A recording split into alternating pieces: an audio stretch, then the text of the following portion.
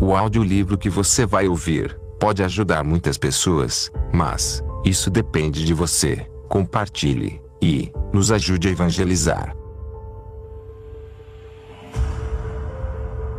Boa leitura. Santa Catarina de Siena, Revelações Divinas. Todos os sofrimentos que o homem suporta ou pode nesta vida são insuficientes para satisfazer pela menor culpa. Sendo eu um bem infinito, a ofensa cometida contra mim pede satisfação infinita. Desejo que o compreendas. Os males desta existência não são punições, mas correção a filho que ofende. Assim, a satisfação se dá pelo amor, pelo arrependimento e pelo desprezo do pecado. Esse arrependimento é aceito em lugar da culpa e do reato, Pena devida à culpa do pecado. não pela virtude dos sofrimentos padecidos, mas pela infinitude do amor. Foi quando ensinou Paulo, ao afirmar: se eu falasse a língua dos anjos, adivinhasse o futuro, partilhasse os meus bens com os pobres, e entregasse meu corpo às chamas, mas não tivesse a caridade, tudo isso nada valeria. 1 Coríntios 3,3. O glorioso apóstolo faz ver que os gestos finitos são insuficientes para punir ou satisfazer, sem a força da caridade. Como percebes, as mortificações são coisas finitas e como tais hão de ser praticadas. São meios, não finalidades. Filha, fiz-te ver que a culpa não é reparada neste mundo pelo sofrimento, suportados unicamente como sofrimento, mas sim pelos sofrimentos aceitos com amor, com desejo, com interna contrição. Não basta a força da mortificação, ocorre o anseio da alma.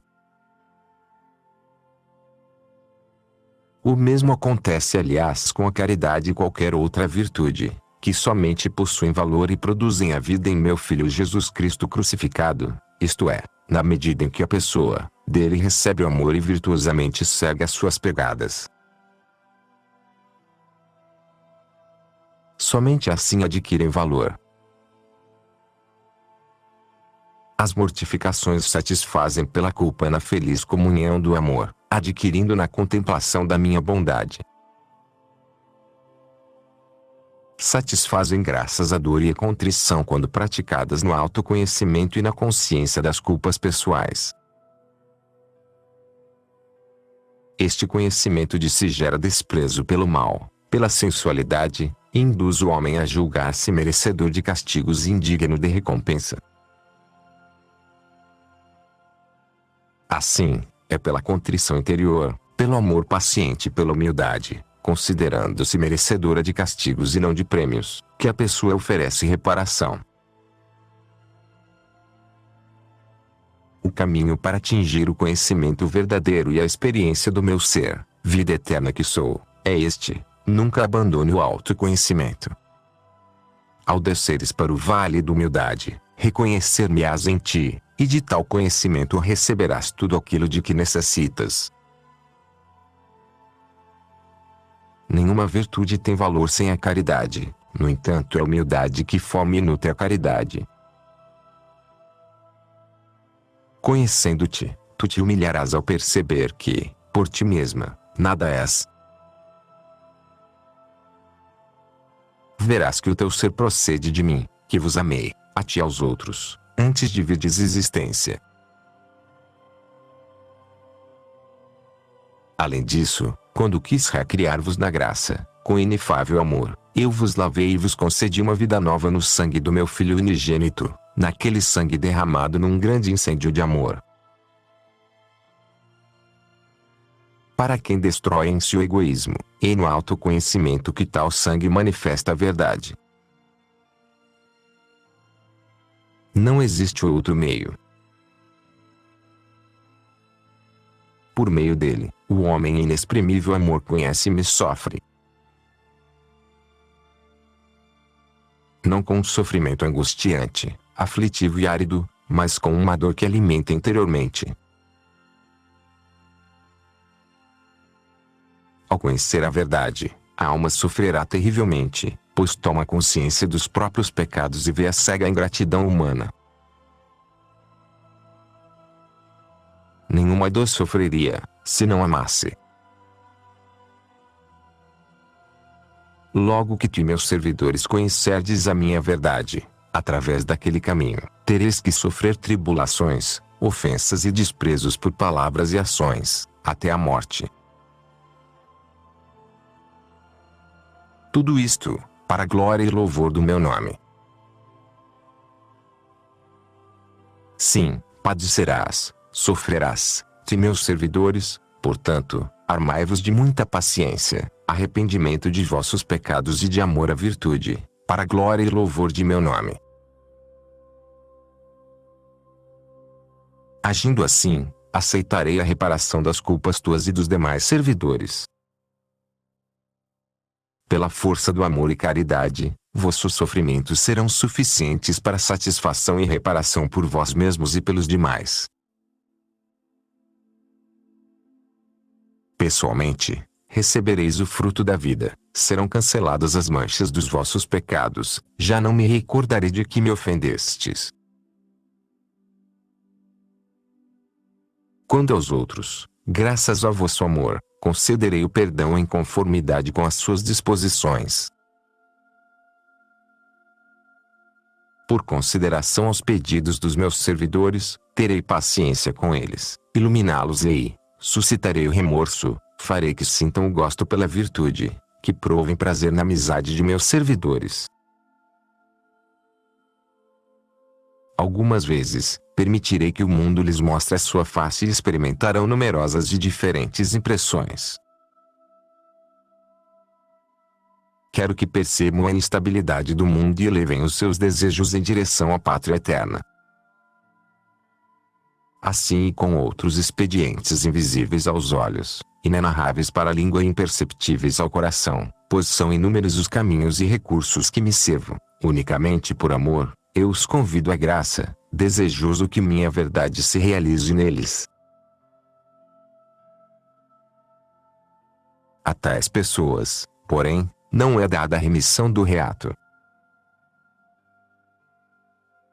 Elas não se encontram pessoalmente dispostas a colher, mediante uma caridade perfeita, o meu amor e o amor dos meus servidores.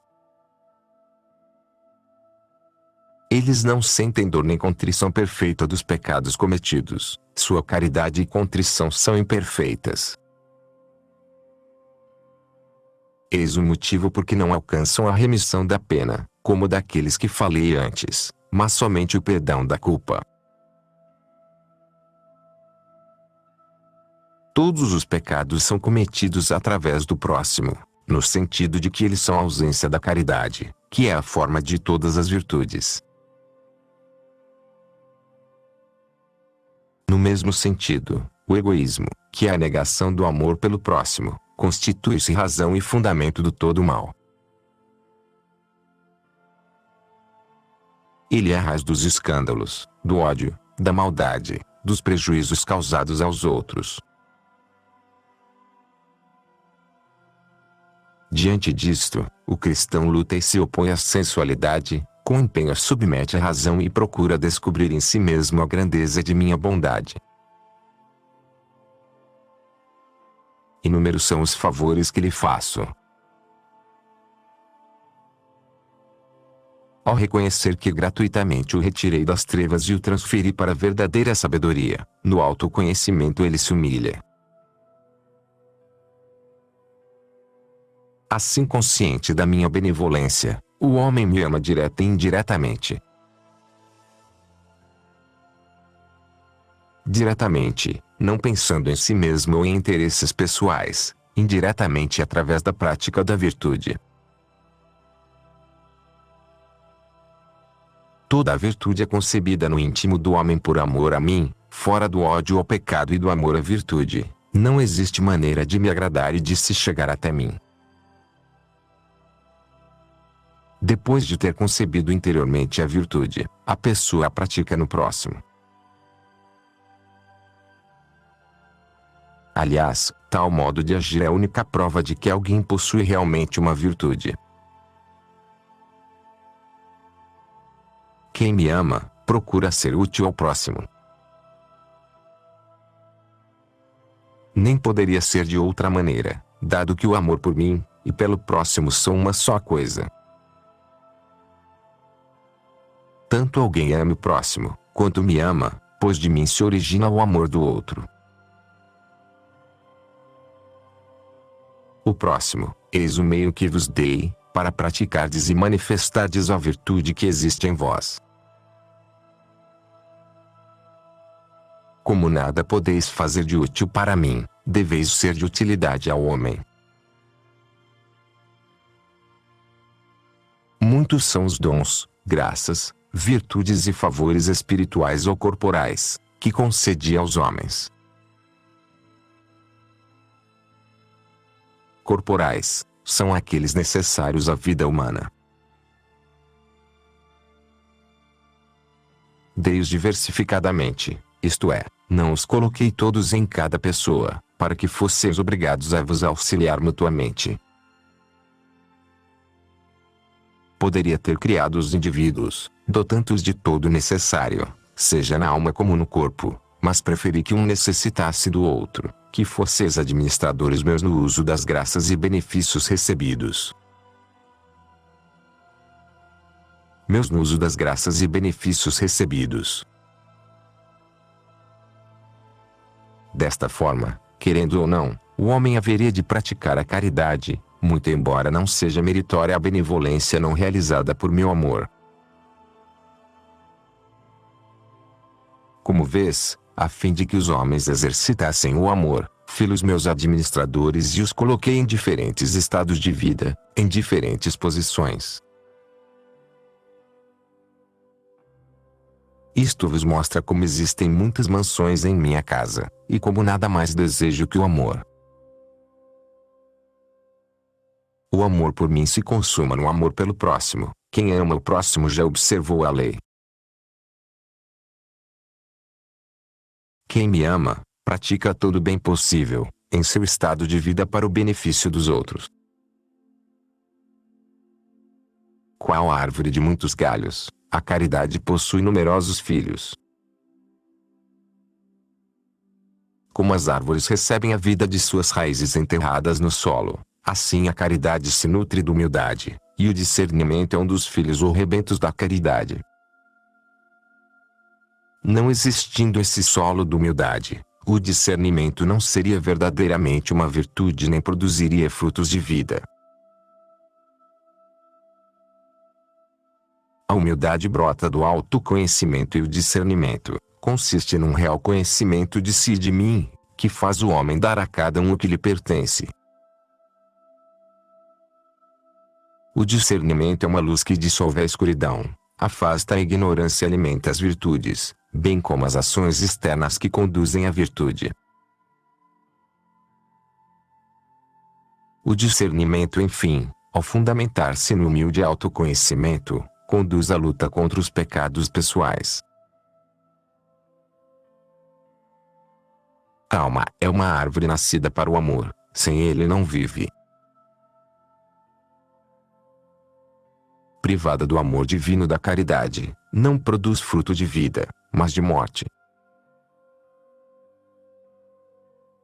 O cerne dessa árvore é a paciência. Esta virtude constitui o sinal externo de que eu estou numa alma e ela em mim.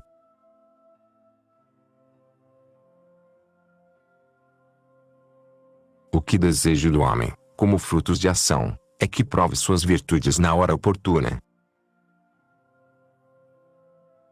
Sou aquele que gosta de poucas palavras e de muitas ações.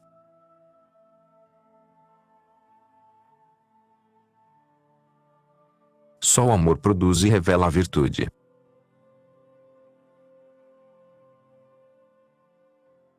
Do pecado original, que contraís através do pai e da mãe na concepção, restou-vos somente uma cicatriz. ela é apagada, embora não completamente, pelo batismo, ao qual o sangue de Cristo concedeu a virtude de infundir a vida da graça. Quando alguém é batizado, imediatamente cancela-se o pecado original e infunde-se a graça, a inclinação para o pecado, descrita antes como uma cicatriz, fica enfraquecida e submetida ao controle da pessoa. É assim, que pelo batismo o homem dispõe-se a receber e aumentar a graça de si mesmo. O resultado, para mais ou para menos, depende do seu esforço em servir-me com amor e anseio. Embora possuindo a graça batismal, a pessoa pode encaminhar-se livremente para o bem ou para o mal. É ao atingir o uso da razão que praticará o bem ou o mal, conforme ao livre-arbítrio de sua vontade. Aliás, tão grande é a liberdade humana, e de tal modo ficou fortalecida pelo precioso sangue de Cristo, que demônio ou criatura alguma pode obrigar alguém a menor culpa, contra o seu parecer. Acabou-se a escravidão, o homem ficou livre. Agora, ele pode dominar a sensualidade, e chegar à meta para a qual foi criado.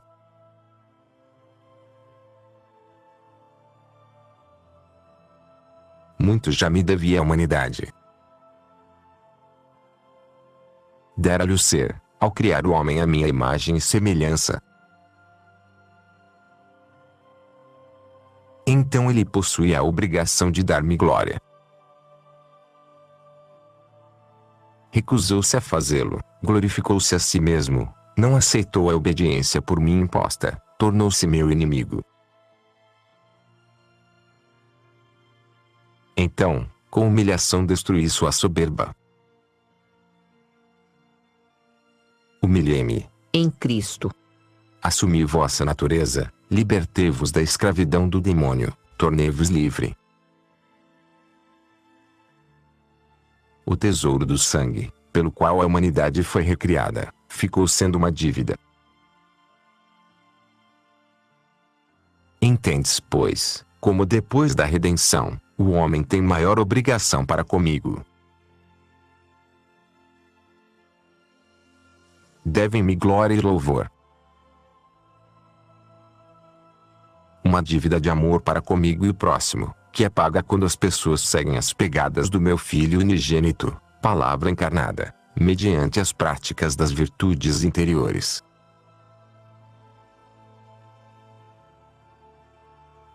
Ninguém escapará de minhas mãos. Sou aquele que sou. Livro do Êxodo, 3,14. E vós não possuís a razão do próprio ser. Sois aquele que eu fiz.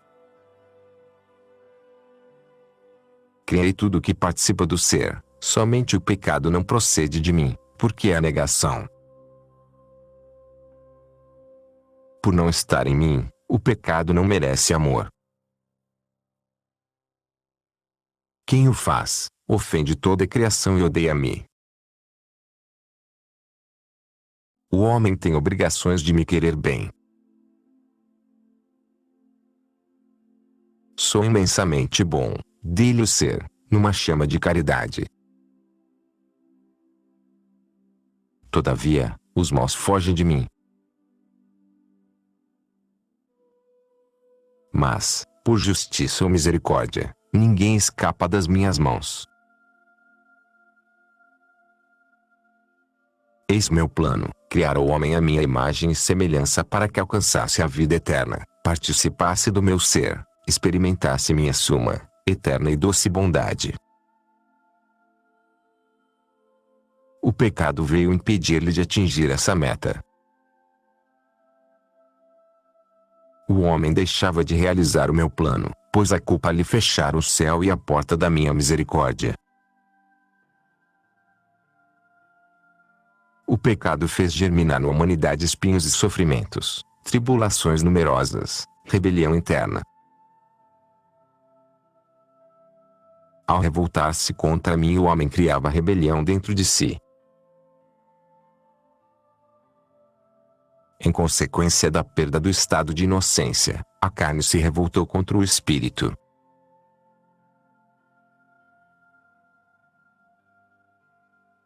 Imediatamente brotou um rio tempestuoso, cujas ondas continuam a açoitar a humanidade. São as misérias e males provenientes do próprio homem, do demônio e do mundo. Nele todos se afogavam, ninguém mais, graças a virtudes pessoais, atingia a vida eterna. Para remediar tantos males, construí a ponte no meu filho, que permitiria a travessa do rio sem perigo de afogar-se. O rio é o proceloso mar desta tenebrosa vida.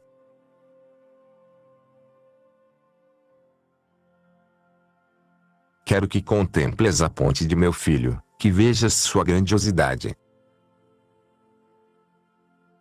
Ela se estende do céu à terra, pois nela a terra da vossa natureza humana está unida à divindade sublime, graças à encarnação que realizei no homem.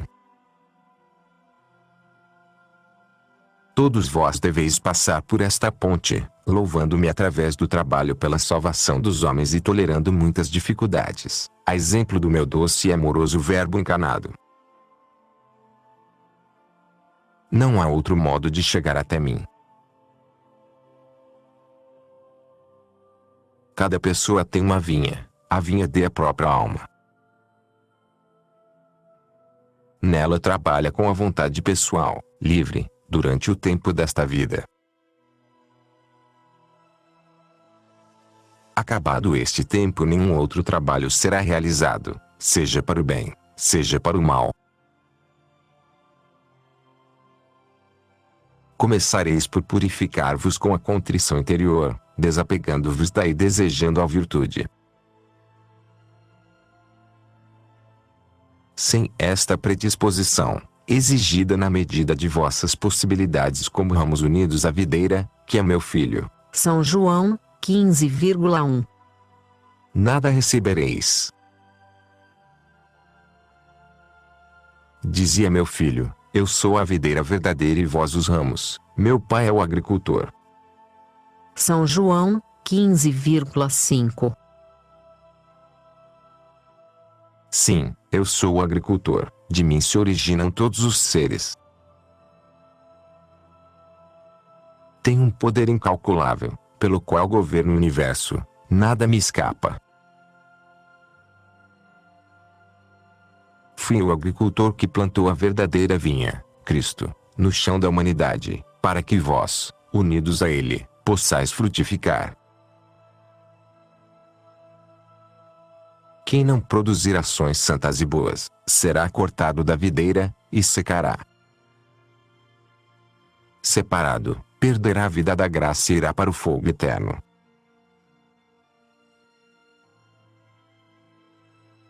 Sabes que os mandamentos da lei se reduzem a 2 sem eles, nenhum outro é observado. São, amar-me sobre todas as coisas e amar o próximo como a ti mesma. Eis o começo, o meio e o fim dos mandamentos da lei. Todavia esses 2 não se reúnem em mim sem os 3. Isto é, sem a unificação das 3 faculdades da alma, a memória, a inteligência e a vontade. A memória há de recordar-se dos meus benefícios e da minha bondade. A inteligência pensará no amor inefável revelado em Cristo, pois ele se oferece como objeto de reflexão, para manifestar a chama do meu amor. A vontade, unindo-se às faculdades anteriores, me amará e desejará como seu fim. O coração humano, ao ser atraído pelo amor, leva consigo todas as faculdades da alma. Quando são harmonizadas e reunidas tais faculdades, todas as ações humanas, corporais ou espirituais, ficam-me agradáveis, pois unem-se a mim na caridade. Foi exatamente para isso que meu filho se elevou na cruz, trilhando o caminho do amor cruciante. Ao dizer, quando eu for elevado, atrairei a mim todas as coisas. Ele queria significar, quando o coração humano e as faculdades forem atraídas, todas as demais faculdades e suas ações o serão.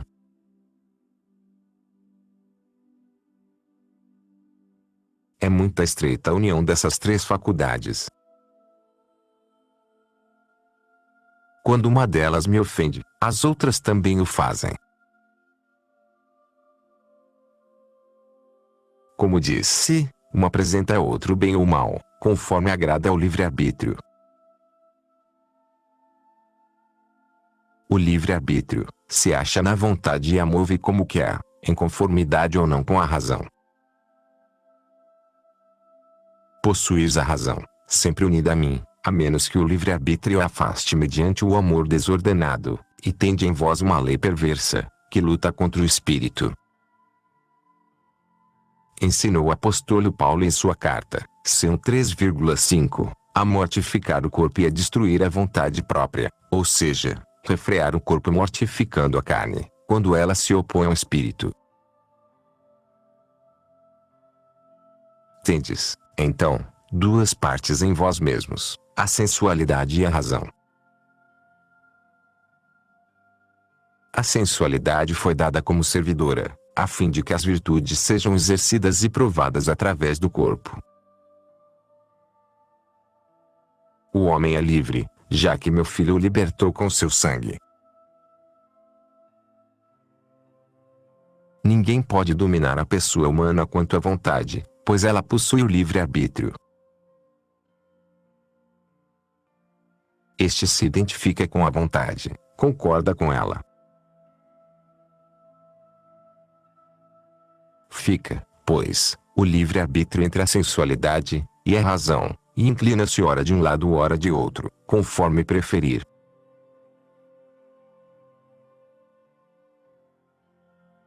Quando a pessoa tenta livremente reunir as três faculdades, memória, inteligência e vontade, em mim, na maneira explicada, todas as atividades espirituais e corporais humanas ficam unificadas. O livre-arbítrio se afasta da sensualidade, tende para o lado da razão. Ninguém pode vir a mim, senão por meio de Cristo. Esta é a razão pela qual fiz dele uma ponte de 3 degraus.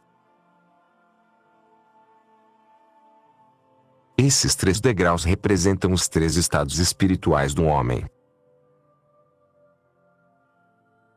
O pavimento desta ponte é feito de pedras, a fim de que a chuva da justiça divina não retenha o caminhante. Pedras são as virtudes verdadeiras e reais. Antes da paixão do meu filho, elas ainda não tinham sido assentadas, motivo pelo qual os antigos não atingiam o céu, mesmo que vivessem piedosamente. O paraíso ainda não fora aberto com a chave do sangue, e a chuva da justiça divina impedia a caminhada. Quando aquelas pedras foram assentadas no corpo do meu filho, por mim comparado a uma ponte, foram embebidas, amalgamadas, e assentadas com sangue. Em outras palavras, o sangue humano foi misturado com a cal da divindade e fortemente queimado no calor da caridade. Tais pedras foram postas em Cristo por mim, mas é nele que toda a virtude é comprovada e vivificada. Fora de Jesus ninguém possui a vida da graça. Ocorre estar nele, trilhar suas estradas, viver sua mensagem. Somente ele faz crescer as virtudes, somente ele as constrói como pedras vivas, cimentando-as com o próprio sangue. Nele, todos os fiéis caminham na liberdade, sem o medo da justiça divina, pois vão cobertos pela misericórdia, descida do céu no dia da encarnação. Foi a chave do sangue de Cristo que abriu o céu. Portanto, esta ponte é ladrilhada, e seu telhado é a misericórdia.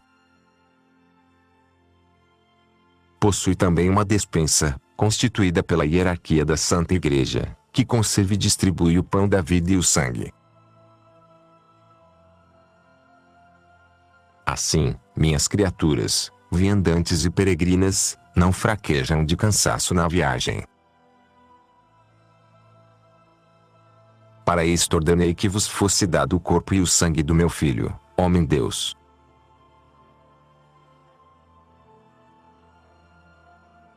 Disse Jesus: Eu sou o caminho, a verdade e a vida. Quem vá por mim não caminha nas trevas, mas na luz. São João 8,12. Quem vá portar o caminho é filho da verdade, atravessa a ponte e chega até mim, verdade eterna, oceano de paz. Quem não trilha esse caminho, vai pela estrada inferior, no rio do pecado. É uma estrada sem pedras, feita somente de água, inconsistente, por sobre ela ninguém vai sem afundar. É o caminho dos prazeres e das altas posições, daqueles cujo amor não repousa em mim e nas virtudes, mas no apego desordenado ao que é humano e passageiro. Tais pessoas são como a água sempre a escorrer. À semelhança daquelas realidades, vão passando. Eles acham que são as coisas criadas, objeto de seu amor, que se vão. Na realidade, também eles caminham continuamente em direção à morte. Bem que gostariam de deter-se, reter na vida as coisas que amam. Seriam felizes se as coisas não passassem. Perdem-nas todavia, seja por causa da morte, seja pelos acontecimentos com que faço escapar-lhes das mãos os bens deste mundo.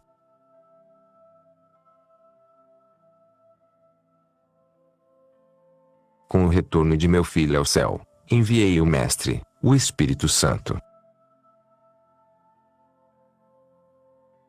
Ele veio no meu poder, na sabedoria do Filho, e na própria clemência. É uma só coisa comigo e o Filho.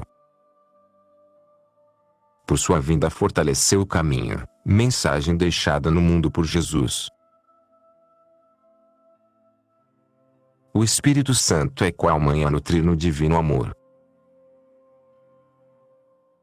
Ele liberta o homem, torna-o dono de si, isento da escravidão e do egoísmo. A chama da minha caridade, O Espírito Santo, não sobrevive junto ao egoísmo.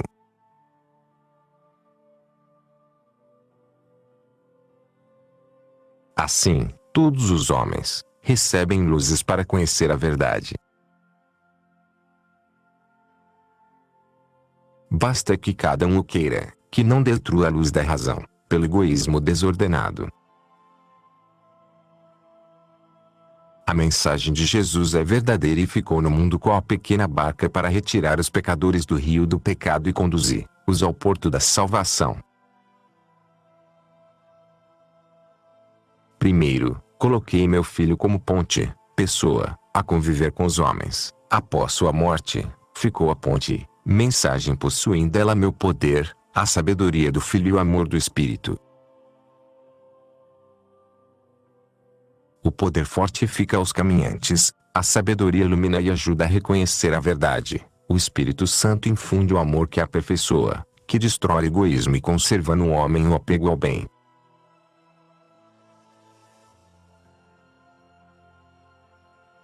O Verbo encarnado, meu Filho único e ponte de glória, deu aos homens vida e grandeza. Eram escravos do demônio e ele os libertou. Para que cumprisse tal missão, tornei-o servo, para cobrir a desobediência de Adão exigi que obedecesse, para confundir o orgulho, humilhou-se até a morte na cruz. Por sua morte, destruiu o pecado. No intuito de livrar a humanidade da morte eterna, fez do seu corpo uma bigorna. No entanto, os pecadores desprezam seu sangue, pisoteiam-no com um amor desordenado. Esta é a injustiça, este é o julgamento falso a respeito do qual o mundo será repreendido até o dia do juízo final. Tal repreensão começou quando enviei o Espírito Santo sobre os apóstolos. São três as repreensões: a voz da igreja, o juízo particular e o juízo final.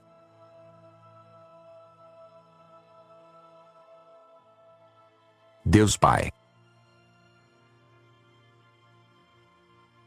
No juízo particular, no instante final, quando a pessoa compreende que não pode fugir das minhas mãos, recupera a visão que a atormenta interiormente, fazendo-a ver que por própria culpa chegou a tão triste situação.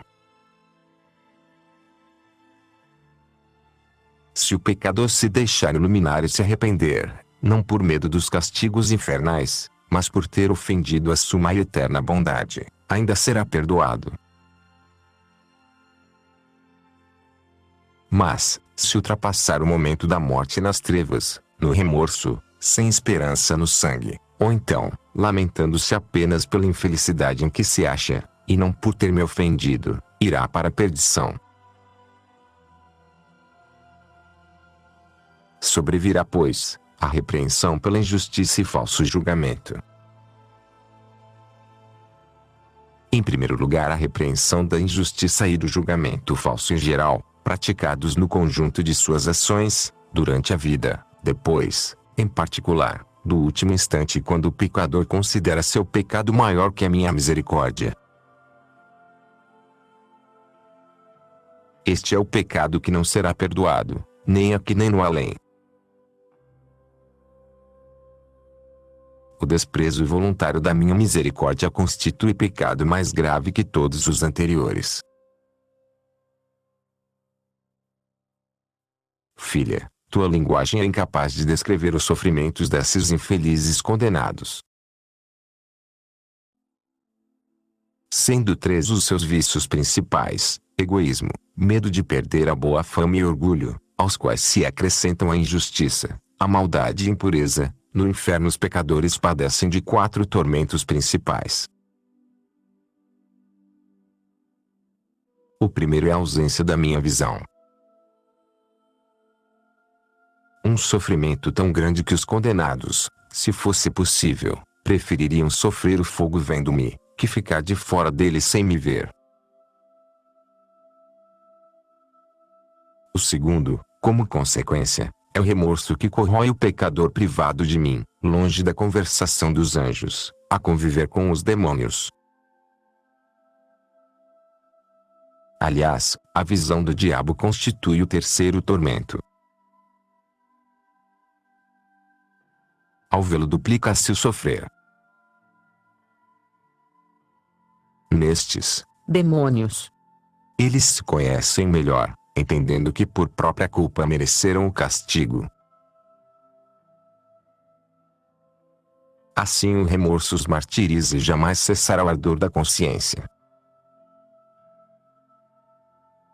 Muito grande é este tormento, porque o diabo é visto do próprio ser, tão horrível é a sua fealdade, que a mente humana não consegue imaginar. Se ainda o recordas, já te mostrei o demônio assim como ele é, foi por um átimo de tempo. Quando retornastes ao sentido, preferias caminhar por uma estrada de fogo até o juízo final que tornar a vê-lo. No entanto, apesar do que viste, ignoras a sua fealdade, especialmente porque, segundo a justiça divina, ele é visto mais ou menos horrível pelos condenados, segundo a gravidade das culpas. O quarto é o fogo. Um fogo que arde sem consumir, sem destruir o ser humano. É algo de imaterial, que não destrói a alma incorpórea. Na minha justiça permito que tal fogo queime, faça padecer, aflija, mas não destrua.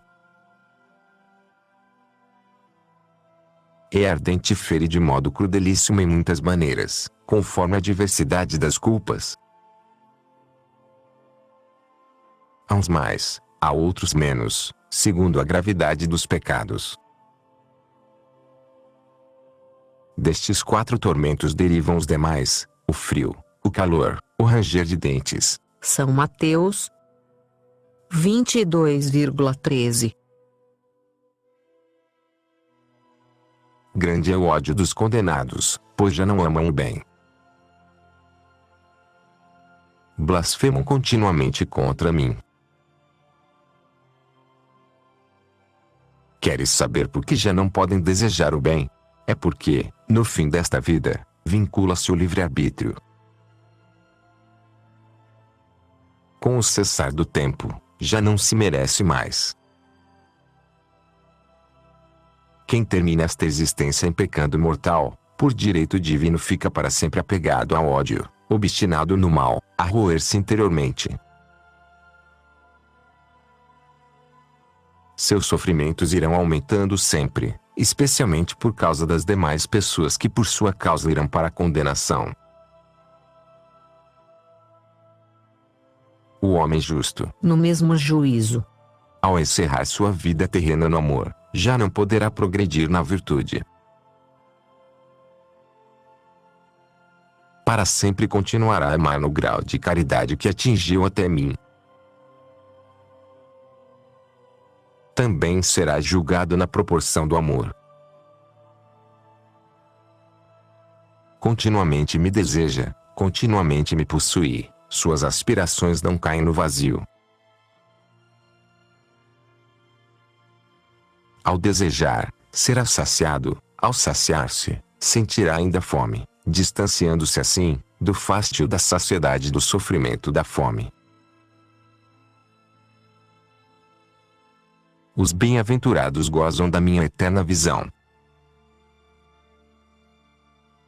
Cada um no seu grau, de acordo com a caridade em que vieram participar de tudo o que possuo. Desfrutam na alegria e gozo, dos bens pessoais e comuns que mereceram. Colocados entre os anjos e santos com eles se rejubilam na proporção do bem praticado na terra. Entre-se congraçados na caridade os bem-aventurados de modo especial comunicam-se com aqueles que amaram no mundo. Não penses que a felicidade celeste seja apenas individual. Não. Ela é participada por todos os cidadãos da pátria, homens e anjos. Quando chega alguém à vida eterna, todos sentem sua felicidade da mesma forma como ele participa do prazer de todos. Em seus anseios os eleitos clamam continuamente diante de mim em favor do mundo inteiro. Suas vidas haviam terminado no amor fraterno, continuam no mesmo amor. Aliás, foi exatamente por tal caridade que passaram pela porta que é o meu filho. Por ocasião do juízo final, o Verbo encarnado virá com divina majestade para repreender o mundo. Não mais se apresentará pobrezinho na forma como nasceu da Virgem, na estrebaria, entre animais, para morrer depois no meio de ladrões. Naquela ocasião, ocultei nele o meu poder e permiti que suportasse penas e dores como um homem. A natureza divina se unira ao humano e foi enquanto o homem que sofreu para reparar as vossas culpas. No juízo final, não será assim, pois virá com poder a fim de julgar. As criaturas humanas estremecerão e ele a cada um dará a sentença conforme merecimento. Tua língua não conseguirá exprimir o que se sucederá aos condenados. Para os bons, Jesus será motivo de temor santo e alegria imensa. Os bem-aventurados continuam no céu, eternamente, aquele mesmo amor com que encerraram a vida terrena. Eles em nada se distanciam de mim. Seus desejos estão saciados. Anseiam em ver-me glorificado por vós viandantes e peregrinos que sois em direção à morte. Aspirando por minha honra, querem vossa salvação e sempre rogam por vós. De minha parte, escuto os seus pedidos naquilo em que vós, por maldade, não opondes resistência à minha bondade. Os bem-aventurados desejam recuperar os seus corpos, todavia não sofrem por sua ausência. Até se alegram, na certeza de que tal aspiração será realizada. A ausência do corpo não lhes diminui o prazer, não é angustiante, não faz sofrer. Nem julgues que a satisfação de ter o corpo após a ressurreição lhes traga a maior bem-aventurança. Se isso fosse verdade, seria sinal que a felicidade anterior era imperfeita, enquanto não o reouvessem, e isso não pode ser. De fato, nenhuma perfeição lhes falta. Não é o corpo que faz feliz a alma, mas o contrário. Quando esta recupera o corpo no dia do juízo, participará ele da plenitude e da perfeição da alma. Naquele dia, esta se fixará para sempre em mim, e o corpo em tal união, ficará imortal, sutil, leve. Deves saber que o corpo ressuscitado pode atravessar uma parede, que o fogo e a água não ofendem. Tal propriedade lhe advém, não de uma virtude própria, mas por uma força que gratuitamente concedo à alma, que foi criada à minha imagem e semelhança num inefável ato de amor. Tua inteligência não dispõe da capacidade necessária para entender, nem teus ouvidos para escutar, a língua é para narrar e o coração para sentir qual é a felicidade dos santos.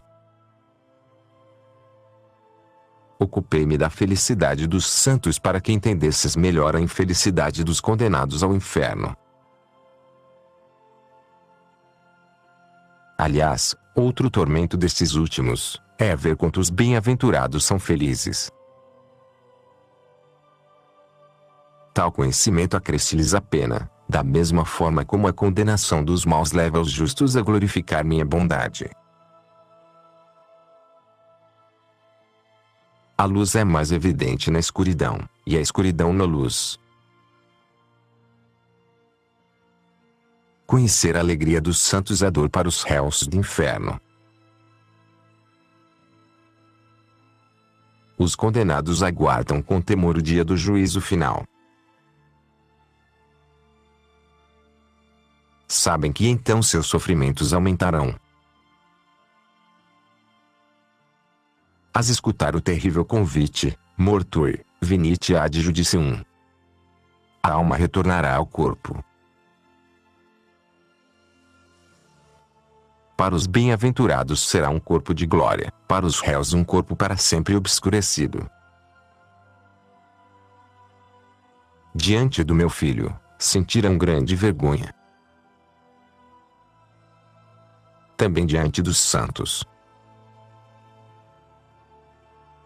O remorso martirizará a profundidade do seu ser, quero dizer, a alma, mas também o corpo. Acusá-los-ão, o sangue de Cristo, por eles derramado, as obras de misericórdia, espirituais e corporais, do meu filho, o bem que eles mesmos deveriam ter praticado em benefício dos outros, segundo o Evangelho. Terá seu castigo a maldade com que trataram os irmãos, pois eu mesmo, compassivo, perdoara-lhes. São Mateus, 18,33 serão repreendidos pelo orgulho, egoísmo, impureza, ganância, e tudo isso reavivará seus padecimentos. No instante da morte, somente a alma é repreendida, no juízo final também o corpo, por ter sido instrumento da alma na prática do bem e do mal conforme a orientação da vontade. Todo bem e todo mal é feito através do corpo. Por este motivo, minha filha, os justos terão no corpo glorificado uma luz e um amor infinitos, já os réus do inferno sofreram pena eterna em seus corpos, usados para o pecado. Ao recuperar o corpo diante de Jesus ressuscitado, os réus sentirão tormento renovado e acrescido, a sensualidade sofrerá na sua impureza, vendo a natureza humana unida à divindade, contemplando este barro adâmico, vossa natureza, colocada acima de todos os coros angélicos, enquanto eles, os maus, estarão no mais profundo abismo.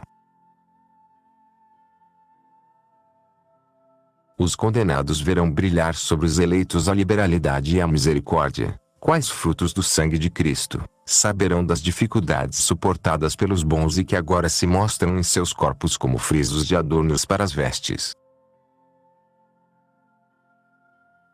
O valor de tais sofrimentos físicos não provém do corpo mas da riqueza da alma, é ela que dá ao corpo o merecimento da luta como companheira da prática das virtudes.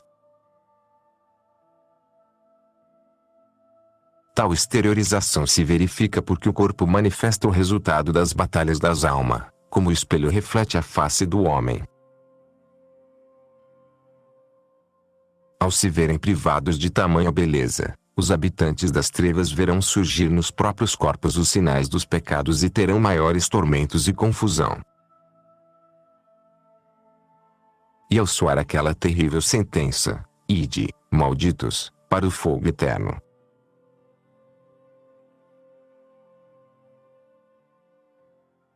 Suas almas e corpos encaminhar-se-ão para a companhia de demônios, sem mais remédios nem esperança. Cada um a seu modo, se envolverá na podridão que viveu na terra, de acordo com as ações que praticou. O avarento arderá na sua ganância dos bens que desordenadamente amou, o maldoso, na sua ruindade, o impuro na imunda e infeliz concupiscência, o injusto nas suas iniquidades, o rancoroso no seu ódio pelos outros. Quanto ao egoísmo, fonte de todos os males, arderá como princípio causador de tudo em sofrimentos insuportáveis. O orgulho terá igual sorte. Assim, corpo e alma serão punidos em todos os vícios. Sirvo-me do demônio qual é o instrumento da minha justiça para atormentar os que me ofendem. Nesta vida eu coloquei qual tentador, molestando os homens. Não para que estes sejam vencidos, mas para que conquistem a vitória e o prêmio pela comprovação das virtudes. Ninguém deve temer as possíveis lutas e tentações do demônio. Fortaleci os homens, dei-lhes energia para a vontade, no sangue de Cristo. Demônio ou criatura alguma conseguem dobrar a vontade. Ela vos pertence, é livre. Vós é que escolheis o querer ou não querer alguma coisa. Eu disse que o demônio convida os homens para a água morta, a única que lhe pertence, cegando-os com prazeres e satisfações do mundo. Use o anzo do prazer e fisgue-os mediante a aparência de bem. Sabe-lhe que por outros caminhos nada conseguiria, sem o vislumbre de um bem ou satisfação. Os homens não se deixam aprisionar, por sua própria natureza, a alma humana tende ao bem. Infelizmente, devido à cegueira do egoísmo, o homem não consegue discernir qual é o bem verdadeiro, realmente útil ao corpo e à alma. Percebendo isto, o demônio, maldoso, apresenta-lhe numerosos atrativos maus, disfarçados porém sob alguma utilidade ou prazer. A certeza da minha presença em suas vidas é o conhecimento da minha verdade. Tal conhecimento se realiza na inteligência que é o olho da alma, pupila de tal olho é a fé. Pela iluminação da fé, eles distinguem, conhecem e seguem a estrada da mensagem do Verbo encarnado. Sem a fé ninguém reconhece tal estrada, à semelhança daquele que possui seu olho, mas coberto por um pano. Sim, a pupila desse olhar é a fé. Nada haverá quem cobrir sua inteligência com o pano da infelicidade, por causa do egoísmo. Tal pessoa terá a inteligência, mas não a luz para conhecer. Como afirmei antes, ninguém consegue seguir o caminho da verdade sem a luz da razão, recebida de mim com a inteligência, e sem a luz da fé, infundida na hora do santo batismo, supondo que não destruais esta última com vossos pecados Deus Pai. No batismo a luz da fé vos é dada na força do sangue do meu Filho. Associada à luz da razão ela vos alcança a vida para a verdade. Esta iluminação revela ao homem a transitoriedade das realidades terrenas, que passam como vento. Tal atitude supõe todavia, que tenhais consciência da própria fraqueza, tão inclinada a rebelar-se, já que existe nos vossos membros uma lei perversa. Romanos 7,23. Que vos leva a revoltar-vos contra mim, vosso Criador. Tal lei não obriga ninguém a pecar contra sua vontade, todavia combate contra o espírito. Permitis semelhante lei, não para serdes vencidos, mas a fim de provar vossas virtudes. É nas situações adversas que as virtudes são experimentadas. A sensualidade opõe-se ao espírito, e através dela que o homem comprova seu amor por mim, o Criador, opondo-se às suas tendências derrotando-as. Quis eu ainda essa perversa lei para que o homem fosse humilde. De si mesma, a sensualidade não conduz ninguém ao pecado, mas induz ao reconhecimento do próprio nada, revela a fragilidade do que é terreno.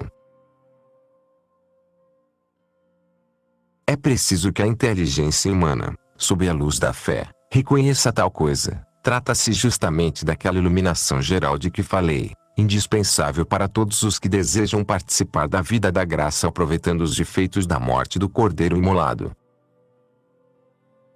Ela é necessária para todos, qualquer que seja o estado de vida, é a iluminação da caridade comum, universal. Todos os cristãos devem possuí-as sob pena de serem condenados. Quem não a tem não está na graça divina, desconhece o pecado e suas causas. Toda obra boa será remunerada, como todo mal terá seu prêmio. Quando praticada no estado de graça, a boa obra merece o céu. Quando feita em pecado, embora sem merecimento, terá sua paga de várias maneiras. Umas vezes, concedo vida mais longa ou inspiro a meus servidores contínuas orações em favor, com as quais tais pessoas se convertem. Outras vezes, em lugar de vida mais longa e das orações, concedo bens materiais. O cristão que possui bens, deve fazê-lo na humildade, sem orgulho, como coisa emprestada, não própria.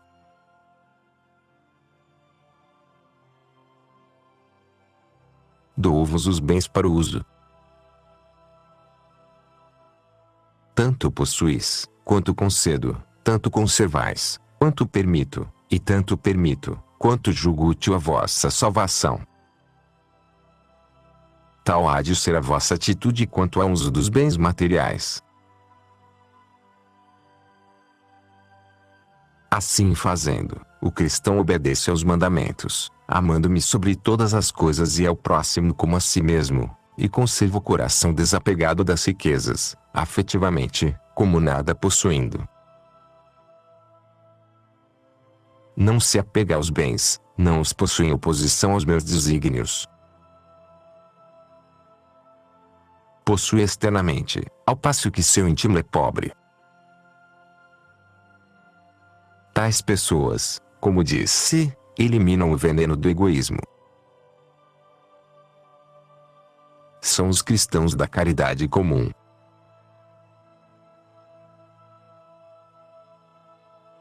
Os bens materiais são bons em si mesmo, foram criados por mim, bondade infinita. Os homens hão de usá-los como lhes aprouver, mas no temor e no amor autênticos. Os cristãos não devem virar escravos dos prazeres sensíveis. Se querem ter posses, façam-no, mas como dominadores dela, não como dominados. O afeto do coração deve estar em mim, não nas coisas externas. Elas não pertencem aos homens, são dadas em empréstimo. Não tenho preferência por pessoas ou posição social, somente pelos desejos do coração. Quem afastar de seu apego desregrado e se orientar para mim na caridade e no santo temor, tal pessoa poderá escolher o estado de vida que quiser. Em qualquer um deles alcançará a vida eterna. Suponhamos que seja mais perfeito e mais agradável a mim que o homem viva interior e exteriormente despojado dos bens materiais. Se uma pessoa não sentir a coragem de abraçar tal perfeição devido a alguma fraqueza pessoal, que permaneça na caridade comum. Caridade comum, os que seguem a Cristo obedecendo os mandamentos. Qualquer que seja seu estado de vida. Em minha bondade dispus que assim fosse para que nenhuma pessoa viesse a desculpar-se por pecados cometidos em determinadas situações. Ninguém poderá dar desculpa, sou condescendente com as tendências e fraquezas humanas. Se as pessoas desejam viver no mundo, possuir bens, ocupar altas posições sociais, casar-se, ter filhos, trabalhar por eles, façam-no. É lícito viver em qualquer posição social, contanto que se evite o veneno da sensualidade, o qual pode conduzir à morte perpétua. Se prestares atenção, verás que quase todos os males procedem do desordenado apego e ganância da riqueza. Disto nasce o orgulho de quem pretende ser maior que os outros, a injustiça para consigo mesmo e o próximo. A riqueza empobrece e destrói a vida da alma, torna o homem cruel consigo mesmo, prejudica sua dignidade espiritual infinita, faz amar as coisas transitórias. Todos têm obrigação de amar-me, bem infinito. Com a riqueza o homem perde o gosto pela virtude, o amor da pobreza, o domínio sobre si, torna-se escravo dos bens materiais. Ao amar realidades inferiores a si, torna-se insaciável. Só a mim deve o homem servir, sou seu fim último. Quantos perigos enfrenta o homem, por terra e por mar, a fim de adquirir riqueza e poder voltar à sua cidade natal entre satisfações e honras, já para conseguir a virtude, é incapaz do menor esforço, não aceita dificuldade alguma. E dizer que as virtudes são a riqueza da alma. Caridade comum, os que seguem a Cristo obedecendo os mandamentos. Diz meu filho no Evangelho que é mais fácil um camelo passar pelo buraco de uma agulha que o rico entrar na vida eterna. São Mateus, 19,24. referia-se àqueles que possuem ou desejam possuir riquezas com desordenado e pecaminoso apego a elas. Afirmei também existirem pobres, que se pudessem possuíam com desordenado apego o mundo inteiro. Também eles não passarão pela porta estreita e baixa, agulha. Se não se abaixarem até o chão, se não dominarem o próprio apego, se não dobrarem humildemente a cabeça, como poderão atravessá-la? Outra porta não existe que conduza à vida eterna. Pelo contrário, é larga aquela que conduz à eterna condenação. São Mateus 7,13. As realidades terrenas são menores que o homem, para ele foram criadas, não vice-versa. Por tal motivo os bens materiais não o satisfazem, somente eu sou capaz de saciar um homem. Já os infelizes pecadores, como cegos, afadigam-se continuamente, à procura de uma felicidade fora de mim, e sofrem. Querem saber como sofrem? Quando alguém perde algo com que se identificar, seu apego faz sofrer. É o que acontece com os pecadores, identificados por vários modos, com os bens materiais. Eles se materializam. Uns se identificam com a riqueza, outros com a posição social, outros com os filhos, uns se afastam de mim por apego a uma pessoa, outros transformam o próprio corpo em animal imundo e impuro. Todos eles assim se nutrem de bens terrenos. Gostariam que tais realidades fossem duradouras, mas não são. Passam como o vento. São perdidas por ocasião da morte de outros acontecimentos por mim dispostos. Diante de tais perdas, os pecadores entram em sofrimento atroz, pois a dor da separação se compara à desordenada afeição à posse. Todos estes se carregam com a cruz do diabo e experimentam nesta vida a certeza da condenação. Vivem diversificamente doentes e se não se corrigirem vão para a morte eterna. São homens feridos pelos espinhos das contradições a torturarem-se interna e externamente. E por cima, sem merecimento algum. Sofrem na alma e no corpo, nada merecem, é sem paciência que padecem estes males. Vivem revoltados, apegando seus bens materiais com desordenado amor. É preciso encher a alma de virtudes, sob o alicerce da caridade. Agulhas, portas secundárias das cidades antigas cercadas de muros a fim de evitarem invasões. Essas portas baixas e estreitas serviam apenas para a circulação de pessoas.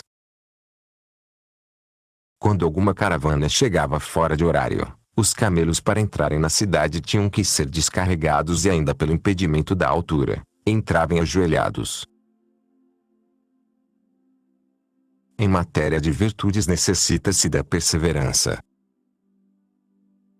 Quem não persevera, jamais realiza seus desejos, levando a termo o que começou. O meu filho como ponte possui 3 degraus. No primeiro degrau o cristão se afasta da afeição terrena, despoja-se dos vícios. No segundo, adquire as virtudes. No terceiro, goza a paz. No primeiro, O homem se comporta como servo assalariado. No segundo como servo fiel. No terceiro como filho, ou seja como pessoa que me ama sem interesses pessoais. São 3 estados que podem acontecer em diversas pessoas ou sucessivamente numa única pessoa. acontecem ou podem acontecer numa mesma pessoa quando ela progride esforçadamente, aproveitando o tempo, e passa do estado servil ao liberal e do liberal ao filial. Temos assim o amor servil, o amor interesseiro e o amor-amizade. Relativamente ao modo como se chega ao amor-amizade e filial dá-se da seguinte maneira: inicialmente imperfeito, o homem vive no temor servil, com perseverança e esforço, chega ao amor interesseiro das consolações espirituais, no qual se compraz olhando-me como algo útil para si mesmo. Tal é o roteiro de quem deseja chegar ao amor-amizade e filial. Este último é o amor perfeito, com ele alcança-se a herança do reino.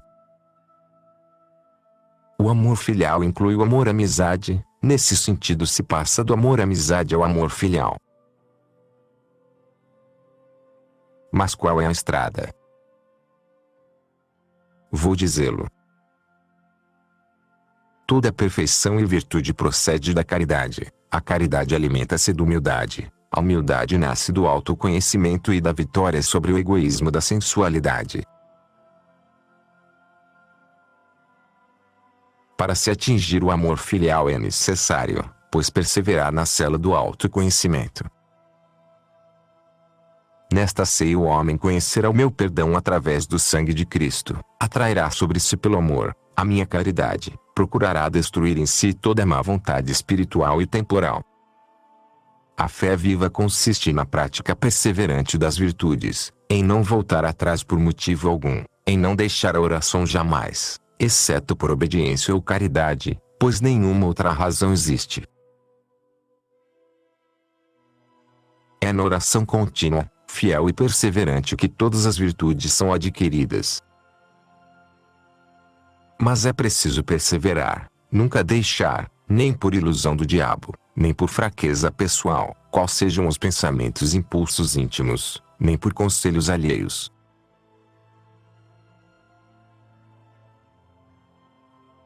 Como é agradável ao orante a minha prece feita na cela do autoconhecimento. Compraz, sentir prazer. Temor servil, medo dos castigos infernais. Ali o homem crê e ama na abundância do meu amor, que em meu Filho tornou-se visível e provado no sangue. Sangue que inebria a alma, reveste-a com as chamas do amor divino, eucaristicamente alimenta. Foi na dispensa da hierarquia eclesiástica que eu guardei o corpo e sangue do meu Filho, perfeito homem e perfeito Deus, pois entreguei aos sacerdotes a chave do sangue, a fim de que o distribuíssem. Tal alimento fortifica de acordo com o amor de quem o recebe, seja sacramentalmente, seja espiritualmente. Sacramentalmente, na comunhão eucarística, espiritualmente, ao se comungar pelo desejo da Eucaristia ou meditando-se a paixão de Cristo crucificado. Em qualquer oração a pessoa deve começar pela vocal, passando depois a mental. Faço logo que sentir o espírito bem disposto. Tal maneira de agir conduzirá o orante à perfeição do amor. Quanto mais o homem desvencilhar sua afeição e prendê-la a mim, mais me conhecerá, mais me amará, mais me experimentará.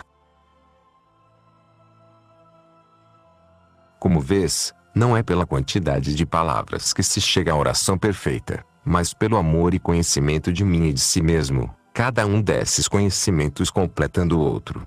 Nas orações concedo consolações de diversas maneiras, uma vez será contentamento, outra vez arrependimento que agita interiormente, vezes aqui me torno presente na alma sem que ela o perceba, pois faço estar no espírito a pessoa de meu Filho em vários modos, ora sentirá na profundidade da alma grandíssimo prazer, ora nem o perceberá, como se poderia esperar.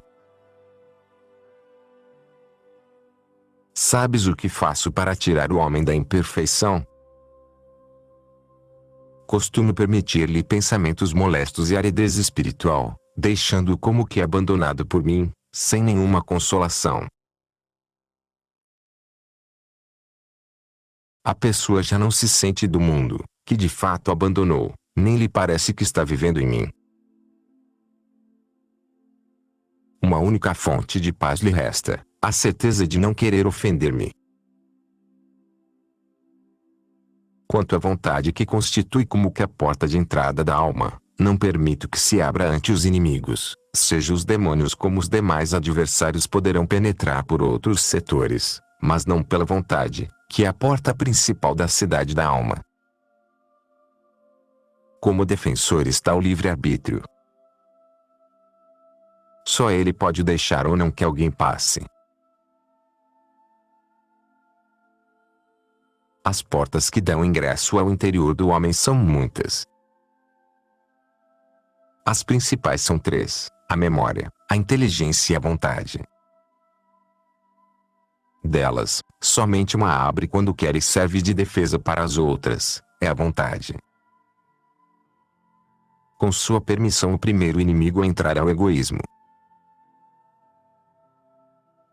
Os outros vêm depois, a inteligência se obscurece, a memória dá acolhida ao ódio, e faz lembrar as ofensas recebidas e se opõe à caridade pelo próximo, a memória recorda, também, os prazeres ilícitos.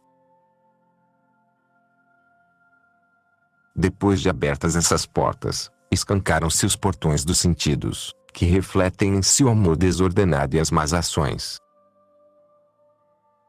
O olho ocupa-se em ver coisas que não devem, por sua volubilidade, vaidade, desonestidade, capta a morte para a própria pessoa e para os demais. Ó, olho infeliz! Eu te fiz para ver o céu, as belezas da criação, meus mistérios, e tu te fixas na lama, na baixeza, à procura da morte. O ouvido compraz-se em assuntos desonestos ou fica à espreita de notícias, a fim de se emitir julgamento. No entanto, eu dei ao homem, para escutar minha palavra e tomar conhecimento das necessidades alheias.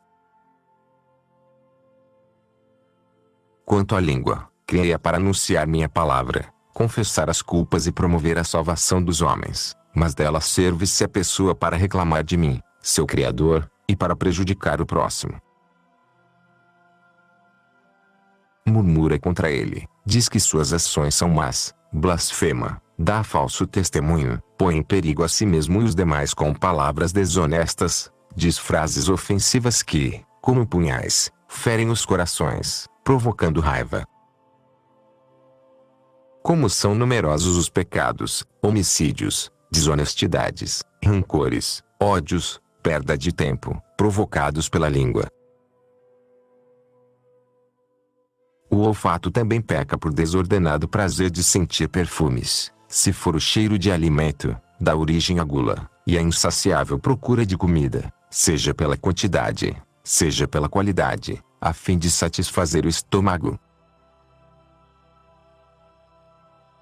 Quem abre este portão da alma, infelizmente não percebe que a gula incentiva a sensualidade e conduz à corrupção. As mãos foram feitas para prestar serviço ao próximo e socorrê-lo com esmolas, mas são usadas para furtar e praticar ações desonestas. Os pés têm a função de conduzir o homem a lugares santos e úteis, seja para si, como para os outros, com vistas à minha glória e louvor. No entanto, são usados para ir-se a lugares escusos, onde conversas e divagações corrompem as pessoas. Recordei tudo isto, filha querida, para que possas chorar ao ver a cidade da alma em tão grave situação, a fim de que sintas o mal que entra no homem pela porta principal da vontade. Entretanto, como disse antes, não permito que os males entrem livremente no homem pela vontade, mas podem fazê-lo pelas outras faculdades. Assim consinto que a inteligência seja invadida por pensamentos ruins, que a memória pareça esquecer de mim, que todos os sentidos se vejam sacudidos por lutas diversas. Tudo isto, porém, não produz morte à alma. De minha parte não quero tal morte, só mesmo se a pessoa quiser, livremente. Todas essas sensações ficam na periferia da cidade da alma, não penetram em seu interior. A menos, repito, que a pessoa queira. Qual é o motivo que deixa o homem cercado por tantos inimigos? Certamente, não para que perca a graça, mas para que veja quanto sou misericordioso. Quero que confie em mim, não em si mesmo, que se refugie em mim e não seja negligente. Sou seu defensor, o Pai bondoso que deseja sua salvação. Quero recordar-lhe, de mim recebeu o ser e os demais benefícios. Sou a sua vida. Como reconhece a pessoa tal situação e minha providência nessas dificuldades? Aguardando a grande libertação, pois não a deixo permanentemente em tal estado, as dificuldades vão e voltam conforme julgo necessário. Às vezes, quando a alma pensa estar no inferno, repentinamente vê-se livre, como que no paraíso, sem nada ter feito pessoalmente, sente-se na paz, tudo o que vê fala-lhe de Deus, inflama-se de amor ao tomar consciência do que realizei, retirando-a da tempestade sem nenhum esforço seu. A iluminação foi repentina devendo-se unicamente ao meu inestimável amor. Providenciei as suas necessidades no momento certo quando já não aguentava mais. Mas por que não interviera eu antes, libertando a alma das dificuldades, nos momentos em que se dedicava à oração e aos outros exercícios? Porque, sendo imperfeita, iria atribuir os seus esforços pessoais o que não lhe pertencia. Como percebes, e através de muitos combates que o homem imperfeito tende à perfeição. Neles a alma experimentará minha providência, percebendo concretamente realidades em que antes somente acreditava. Dou-lhe a certeza da experiência, graças à qual adquire o amor perfeito e supera o amor imperfeito. Costumo também dar a meus servidores júbilo espiritual e visões. Se alguém unicamente se preocupar na obtenção de tais favores, acabará por cair na amargura e no tédio no momento que notar sua ausência progressiva. Cada vez que eu não os der, julgarão que perderam a graça. Já afirmei que costumo visitar e ausentar-me do homem no tocante às consolações, sem prejuízo do estado de graça, a fim de levar a pessoa à perfeição. Em tais circunstâncias, muitos mergulham na tristeza e sentem-se no inferno, porque não mais experimentam os prazeres da mente, substituídos pelos tormentos das tentações. Nesta situação pode o demônio se apresentar em forma de luz. Costuma ele tentar os homens de acordo com as disposições espirituais que neles encontra. Por tal motivo, ninguém deve desejar satisfações e visões espirituais, aspire-se somente pela virtude. Na humildade, cada um se julgue indigno de tais coisas, se as receber, comporte-se segundo a caridade. O diabo é capaz de mostrar-se numa figura de luz, por vários modos, na alma de quem gulosamente sonha com visões. Dessa maneira ele usa o anzol do prazer espiritual para atrair a alma, e aprende,